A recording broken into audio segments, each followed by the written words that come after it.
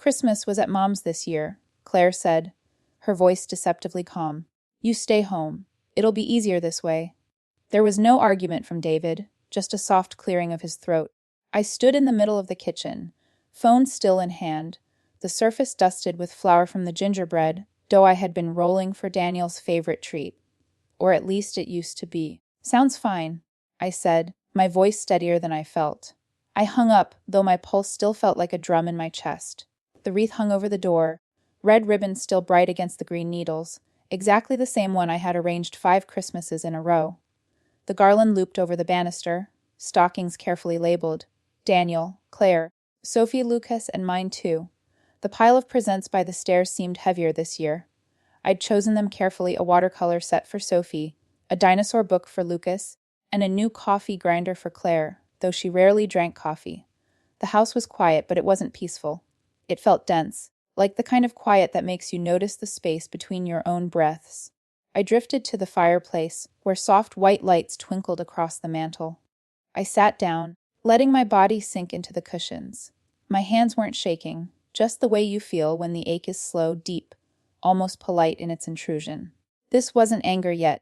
It wasn't even sadness. It was emptiness, the hollow space left when you realize your absence doesn't disturb anyone. I wandered through the rooms, brushing fingers along surfaces I had touched countless times before. The sideboard in the dining room still held a bowl of sugared cranberries. I had made them for Claire's mother years ago. On the counter, neatly arranged jars of spiced preserves awaited, little treasures meant for the stockings. I lifted one, turned it over in my hands, and set it back down. In the hallway, the photo wall caught my attention. Daniel at 6, grinning with 2 missing teeth, jam on his chin. Dust had settled on the frames, which I wiped away with my sleeve. The kitchen smelled faintly of cinnamon and clove, a scent I had carried through the years as ritual, if not celebration. I lit the candles anyway, even though no one would notice. Night fell. The phone buzzed once. A message from Daniel. Are you okay? I stared at it for a long moment, then typed back yes.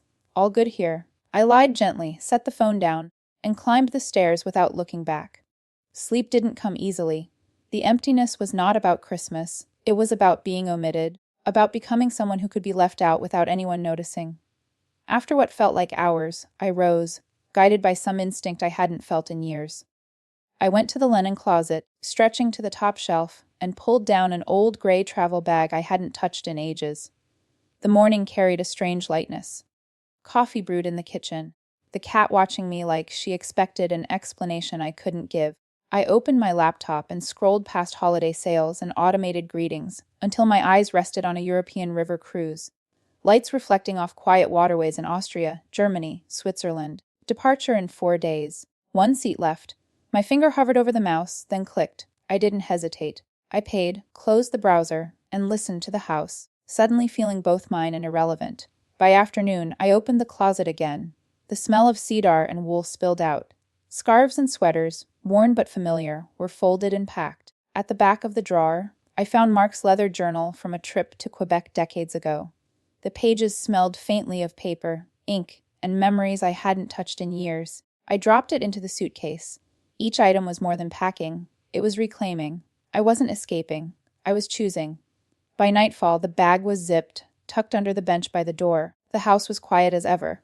I left a simple note for the neighbors. See you next week. Don't worry. No explanations, no announcements. Just a gesture small enough to seem ordinary.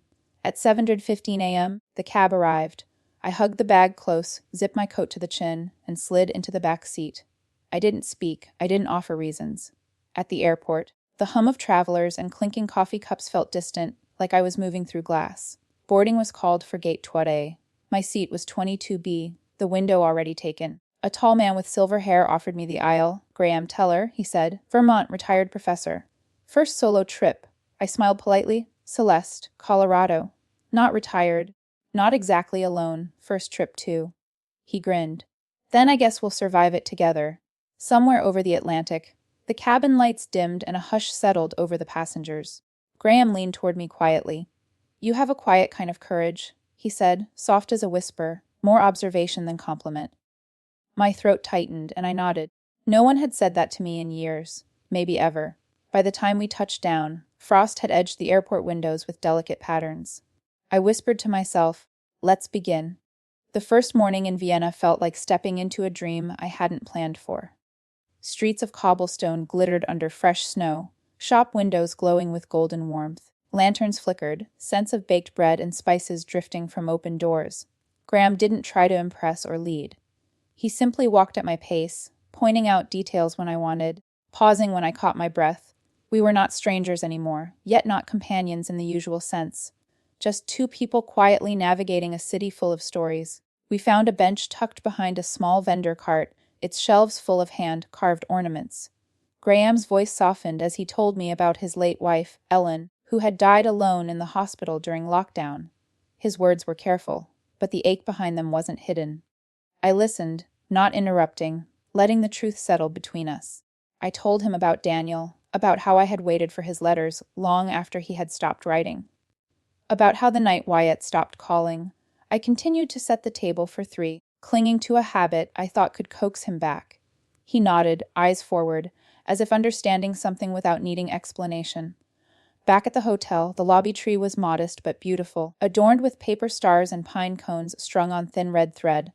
A fellow traveler asked to take our photo. Graham leaned slightly against me, and I felt no need to adjust my posture. It wasn't posed. It wasn't meant to be perfect. It simply existed. I uploaded it later with a brief caption, "A different kind of Christmas this year." The phone buzzed late that night. Wyatt. "Mom, where are you?" "Who's that man?" The concern was sharp, urgent, but not accusatory. I let the phone rest, unread. It wasn't anger or guilt holding me back. It was something quieter, a calm space I hadn't allowed myself before. In the morning, we wandered through the Christmas market. I found a small, soft-bound notebook and gave it to Graham. Inside, I had written a single sentence. "You helped me fill the blank pages." He looked at it slowly, turning it over in his hands. "This means more than you know," he said. Then he handed me a tiny snow globe, no bigger than 2 inches. 2 wooden chairs sat inside, facing a painted hearth. "It reminded me of stillness," he said. "Of warmth you carry, not wait for." The market bustled softly around us, but in that moment, time seemed to pause.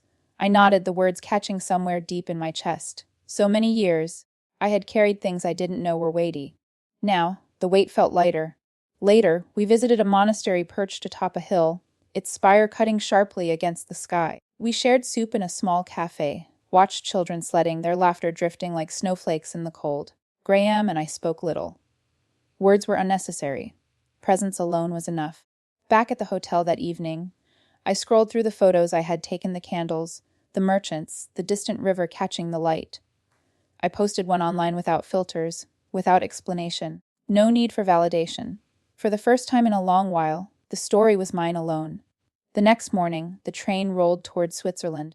Frost traced delicate patterns across the windows as I leaned into the rhythm of the carriage.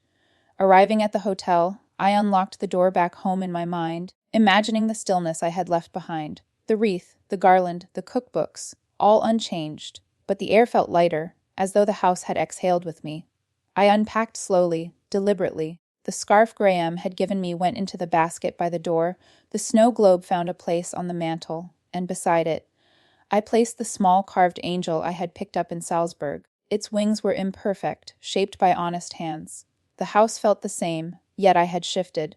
I had arrived somewhere I hadn't realized I'd been seeking: quiet, presence, continuity. A week passed. Then Wyatt called. "Would like to stop by," he said, voice careful, softened. "The kids miss you." When they arrived, the children charged through the living room, as if no time had passed, pulling at pillows, digging through games, laughing with unrestrained delight. Claire stayed near the kitchen island with a foil-covered dish.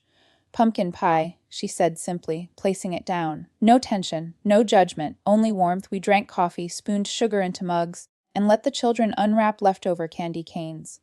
The lights on the tree were dimmer now, but they still glimmered, small affirmations of a season still alive. Claire watched me for a long moment. "You look different," she said softly. I turned slightly, acknowledging the observation without surprise. "I feel different," I said, and maybe that was enough. As they packed to leave, Wyatt held me in an embrace longer than usual. The children kissed my cheeks, sticky with chocolate. Once the door closed behind them, I stood by the fireplace, arranging the angel beside the snow globe, 2 symbols of choice and discovery, each reminding me of what I had gained in the quiet. No dramatic declarations, No resolutions demanded, just the steady, gentle pulse of life resuming in a new rhythm. A rhythm where I had finally chosen myself. The days that followed settled into an unexpected ease. The quiet of the house was no longer a reminder of absence, but a canvas for presence. I woke each morning to the soft hum of the heater and the distant chime of the neighborhood clock. Snow lay thick on the window ledges, crisp and unbroken, and I moved through the rooms like someone rediscovering old friends. Graham and I explored Switzerland with deliberate slowness. Lucerne's wooden bridges, their ancient beams dusted with frost, felt like they had been waiting for us. We wandered along the lakeside, footsteps muted on snow, packed paths. The mountains rose sharp and clean against the sky, and I imagined each peak as a marker of the distance I had crossed. From my old patterns, from the loneliness I had carried, we paused at a small cafe by the water, its window steamed with warmth. Inside, the scent of roasted chestnuts and melted chocolate wrapped around us. Graham didn't try to fill every moment with words. He simply sat across from me, eyes gentle, occasionally pointing out a detail I would have missed on my own. For the first time, I realized that I could share silence with someone without it feeling heavy.